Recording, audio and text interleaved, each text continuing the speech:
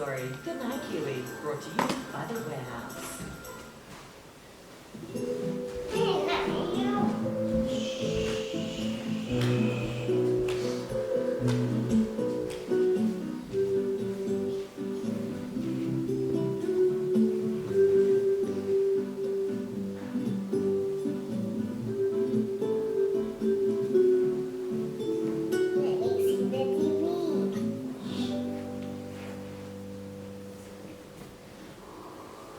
Kia ora, I'm Stacey Morrison, and I'm very lucky today to be reading you The Stolen Stars of Matariki, written by my very clever friend Miriama Kamo and illustrated by another clever friend, Zach Waipara. Korite mai koutou? Ready, steady? The Stolen Stars of Matariki. Behind dusty orange hills, where the sky stretches down to the sea, there's a magical, wild, windy place called Te Matahapuku. Some people call it Birdling's Flat. Te Rerehua and Sam often stay at Te Matahapuku with their grandma and Paua. Te Matahapuku beach isn't sandy or shelly. Te Matahapuku beach is stony. It's made of trillions upon trillions of grey stones. There are as many stones on Te Matahapuku beach as there are stars in the sky. Te Rerehua and Sam love to search there for special stones called agate.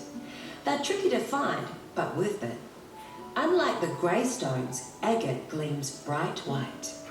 If you hold it up to the light, it's as if you can see right through it.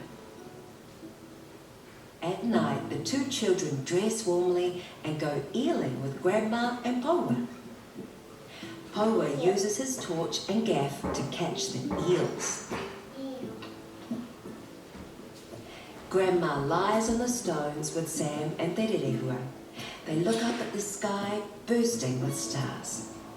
As Paua's gaff splashes into the water and the wind whips around their cheeks, Grandma tells the children stories. One night, as they watched the moon slip behind the wispy night clouds, something caught Grandma's eye. "Paikare!" she exclaimed. "What's happened to Matariki? There are normally 9 stars, but tonight I see only 7. What's happened to Pohutukawa and Hiwaiterangi?"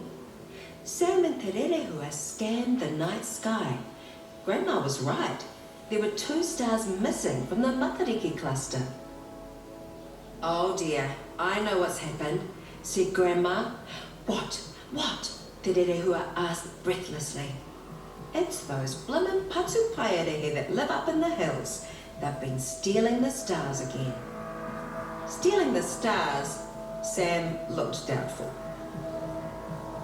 Grandma pulled the children in close. "You know how you go searching for agate? Well, they're special because they're tiny pieces of star. The patupaerehe steal the stars and hide them among the grey stones of the Matahapuku. That's why they're so hard to find." Just then they heard giggling and laughing.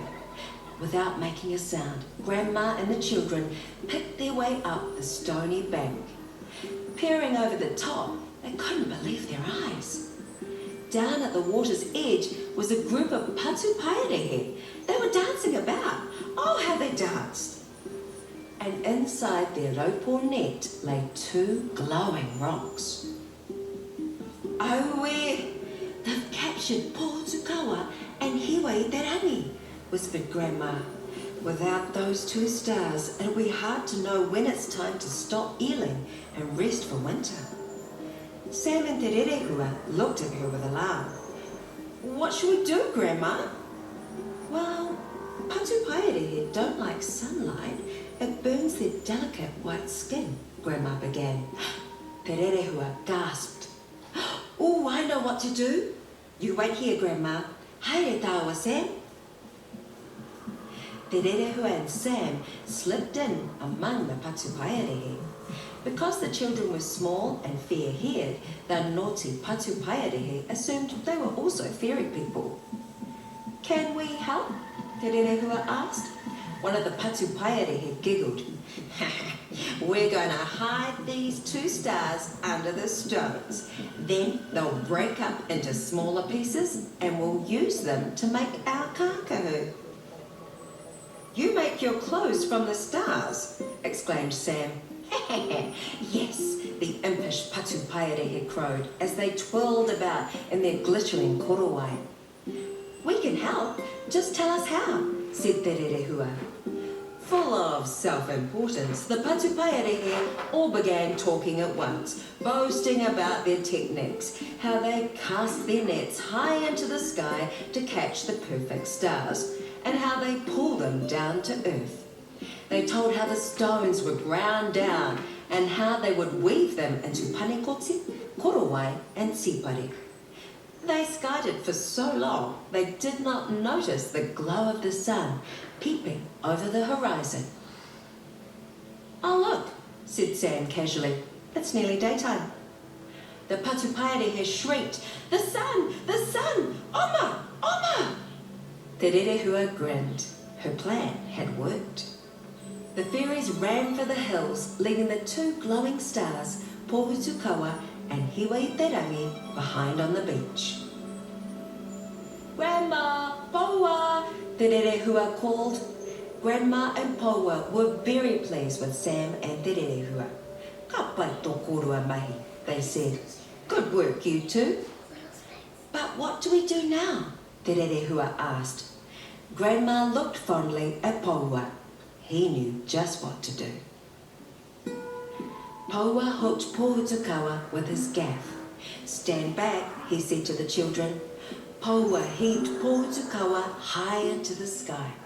The star made a shining arc across the dawn sky as she bumped into the other stars, then took her place. Poua did the same for Hiwaiterangi.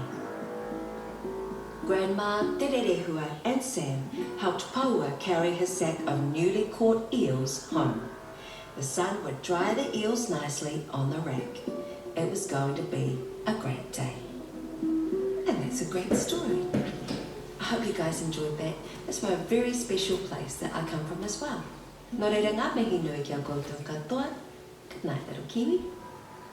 Ko Marie.